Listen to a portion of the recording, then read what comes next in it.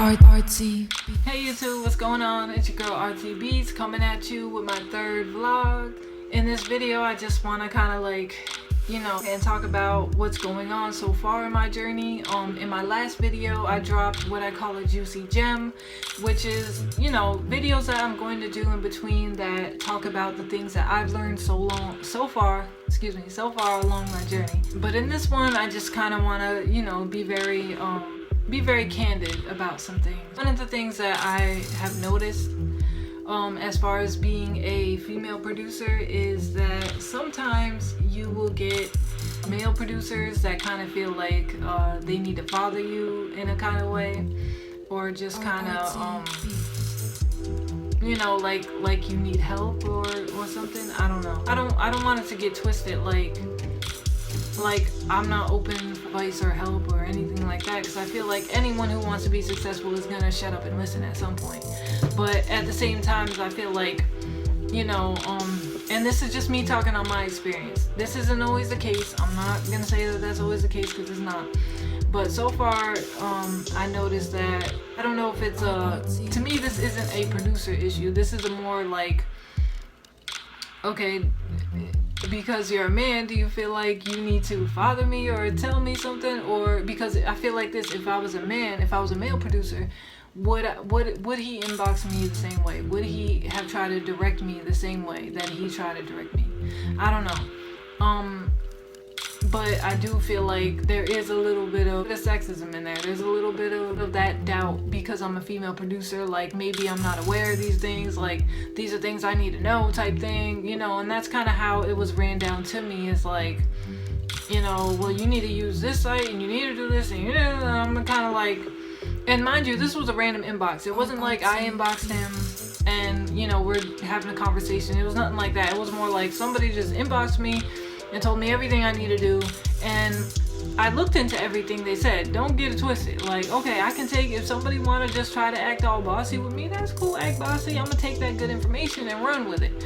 But at the same time, is when I asked this person, well, how are you doing with this method or this way, and they don't have any sales, and then they don't have any really, success over it. And then I check out their SoundCloud, and right now I'm doing pretty well for someone who just started. And then I look at theirs and I'm kind of like, we're not in the same, we're not doing the same things, so it's one of those things where it's like, it's not always the case. Like I said, sometimes I'll get an inbox from somebody who knows way more than me, and they really are helpful, and I'm really thankful for those people. Those people are really helpful. They have success. They know what they're talking about.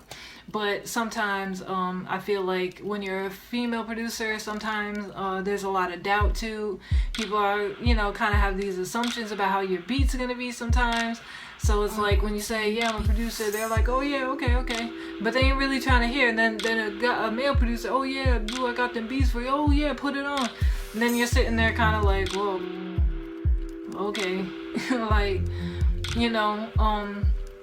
But I will say that there is a perk to that.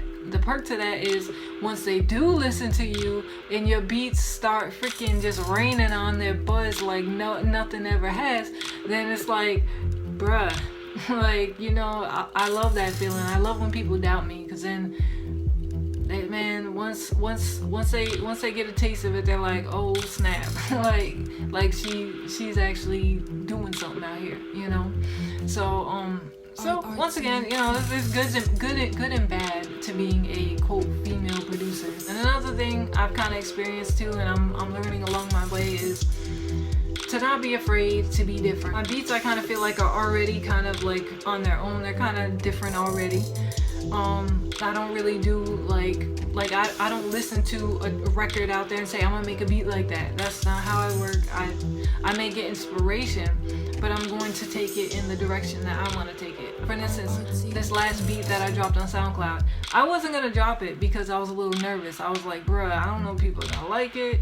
You know what I mean? It's kind of, it's different even for me, kind of, but I'm like, but I like it. I like it. There's parts of it I like, and parts of it I'm like, I'm not sure yet.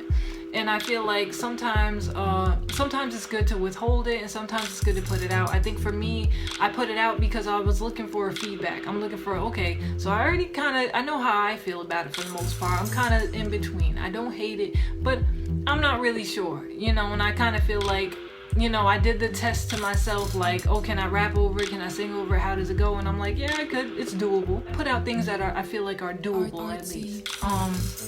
And not only that, no artist is gonna put out something where it's like everybody likes every track. There's always gonna be someone who doesn't like one track, and there's gonna be people who love different tracks, you know. That's just what it is.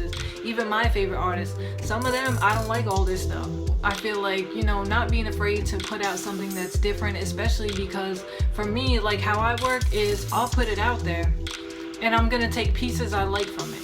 And then, so for my next beat, I'm taking what I learned from that beat and I'm applying it to this. So it's different because it's as different as whatever was used there, but then it's going to be taken in a way that it's like, okay, I'm going to take what I do like or what's familiar to my method, you know? So it's like, to me, it's about the learning process. But also it's like that beat, I feel like it was important to put out too, because when I was making it, like, you know, I was just thinking of, you know, I kept hearing Native singing. I'm Native American. I know a lot of people, they don't believe me because I'm dark and my hair's nappy. That's okay. It's okay. I'm used to it.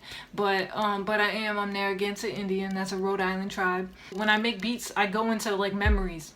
Like a lot of my beats are just like manifestations of my memory. Anything that has like culture and heritage, I feel like is something that important that needs to be put out.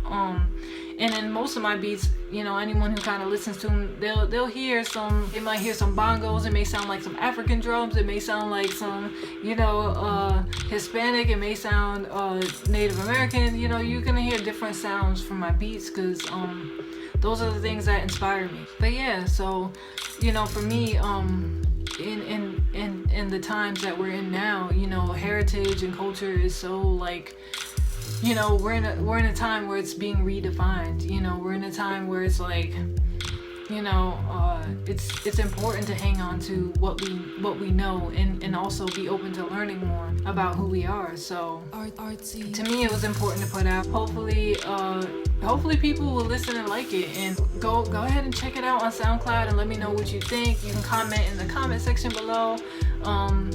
And if you have any tips or advice for me, go ahead, comment section, whatever, or comment on my SoundCloud or however you want to reach me. If you like this video and want to check out any others, go ahead and check those out.